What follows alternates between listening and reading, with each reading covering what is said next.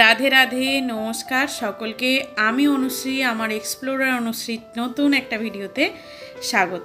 আজকে কিন্তু daily blog নয়, আজকে একদম অন্য রকম এবং খুব ইন্টারেস্টিং এবং খুব শিক্ষামূলক ভিডিও। শিক্ষামূলক মানে কি, আমরা আমাদের ঘরোয়াভাবে কিভাবে চিমনি পরিষ্কার করতে পারি সেটারও একটা দেখিয়ে দিই। আমাদের চিমনি সার্ভিসিংয়ে আসে এবং তার সাথে ফিল্টার সার্ভিসিংয়ের কথা ঘরে কোনোভাবেই ভাবা যাবে না, তাই ফিল্টারটা নিয়ে আমি কোনো কথাই বলছি না, আমি চিমনি নিয়ে কথা বলছি। আজকে আপনাদের দেখাবো হিন্দওয়্যারের চিমনি ক্লিনিং এবং টোটাল পুরো চিমনি খুলে পুরো ক্লিনিংয়ের ভিডিও আজকে আমি আপনাদের সাথে শেয়ার করব। আমাদের একজন সার্ভিসিং মানে হিন্দওয়্যার থেকেই সার্ভিসিং ম্যান এসে সে পুরো চিমনিটা খুলে এবারে পুরো ক্লিন করছে একদম। আর চিমনি সবসময় খেয়াল রাখবেন, চিমনির শেষে যে পাইপটা থাকে ওখানে কিন্তু একটা মুখ লাগানো থাকে, সেই মুখটা খোলা আছে কিনা আপনারাও খেয়াল করে দেখবেন। আমাদের কিন্তু আজ 3 বছর ধরে সেই মুখটা খুব অল্প পরিমাণ খোলা ছিল, যার কারণে তেলগুলো সব ভিতরের দেওয়ালে পর্যন্ত লেগেছে। তো এই কারণে এই ভুলটা, যাই হোক, যিনি সার্ভিসিং মানে ইনস্টলমেন্ট করতে এসেছিলেন ওনারই ভুল ছিল। আজকে জানতে পারলাম যে আর কি সার্ভিসিং করতে এসেছিল, তার মানে সে আর কি দেখে বলছে যে এই মুখটাকে কে খোলেনি। যাই হোক, সেটা না হয় পরের কথা, আপনাদের দেখাই এখন যে ও কিভাবে কি দিয়ে ক্লিন করছে। সেটা আমি আপনাদের মুখেই বলে দিই, কি দিয়ে ক্লিন করছে, ওইভাবে তো মানে বোঝাতে পারবো না। দেখুন, দেখুন সামনে বসানো আছে কেরোসিন তেল, স্কচ ব্রাইট এবং বাসন মাজা তার জালি, আর লাগছে খবরের কাগজ, আর লাগছে কাপড় ছেঁড়া, যে কোনো মানে ফেলে দেওয়া কাপড়, সুতির হোক বা ওই রেওয়ান টাইপস, কিন্তু সিনথেটিক বা সিল্ক কাপড় চলবে না। আর স্কচ ব্রাইট এবং তার জালিটা লাগছেই মাস্ট, আর তার সাথে মাস্ট হচ্ছে কেরোসিন তেল।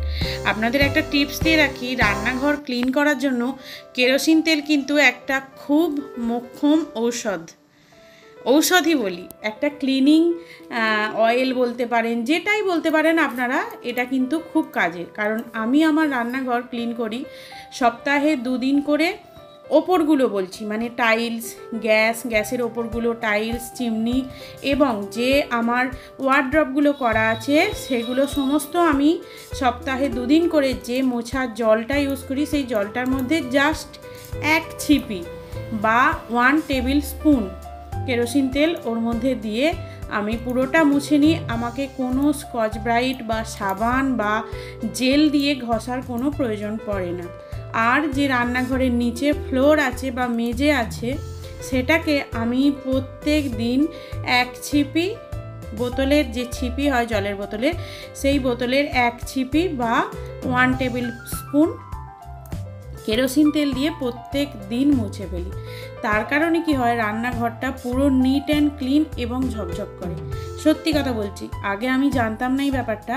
এই যারা চিমনি সার্ভিসিং করতে আসে সেই ভাইরাই আমাদেরকে বলেছিল যে আপনারা এই যে মেঝে বা গ্যাসের ওপর বা টাইলস বা এই যে ওয়ার্ড্রপগুলো আছে, সেই সমস্ত জিনিসটা বেশি না, জাস্ট একটুখানি কেরোসিন তেল জাস্ট জলের মধ্যে ফেলে দেবেন, কোনো আপনাকে স্কচ ব্রাইট বা বাড়তি সাবান দিয়ে ঘষার কোনো প্রয়োজন হবে না।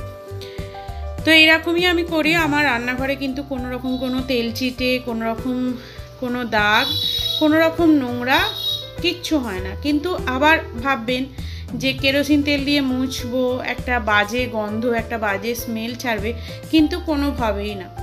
আপনারা করে দেখতে পারেন, আমার ভিডিওটা যারা দেখছেন করে দেখতে পারেন, এত সুন্দর, এত কম টাইমে পরিষ্কার হয়ে যায়, এত ভালো লাগবে, আপনাদের নিজেদেরই মনে হবে যে না, আমিও পুছি, এটা দিয়ে পোছাপুছিটা করি। আমি বলছি খুব ভালো একটা, খুব কাজের একটা জিনিস, কোনো রকম কোনো কেরোসিন তেলের বাড়তি স্মেল ছাড়েই না।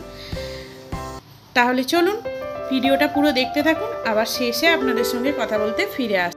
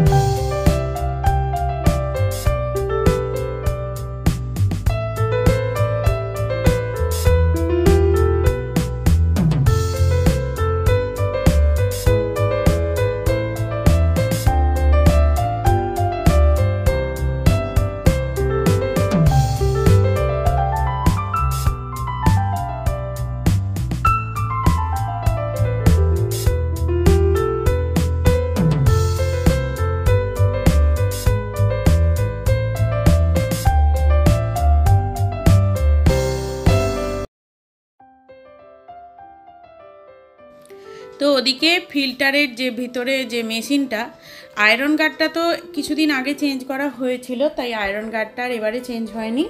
এবারে ফিল্টারের ভিতরে যেটা ফিল্টার হয়, মানে জল ফিল্টার হয়, তো সেটা চেঞ্জ করা হলো। ওইটা চেঞ্জ করতে, মানে যেটা বছরে একবার চেঞ্জ করতে হয় সেটাই। এদিকে দেখুন চিমনিও সেট করা হয়ে গেছে দেওয়ালে, একদম ক্লিন করে পরিষ্কার করে, এমনকি দেওয়ালটাকেও ক্লিন করে পরিষ্কার করে লাগিয়ে দিই। তো চলুন, আজকের এই ক্লিনিং ভিডিও দেখে আপনারা কতটা শিক্ষা পেলেন আমাকে কমেন্ট করে জানাবেন, কি শিখতে পারলেন সেটাও কমেন্ট করে জানাবেন। চলুন, আজকের মতো ভিডিও এখানেই শেষ করলাম। ভালো থাকবেন, সুস্থ থাকবেন, সবাইকে ভালো রাখবেন। দেখা হচ্ছে নতুন ব্লগ ভিডিও নিয়ে। টাটা।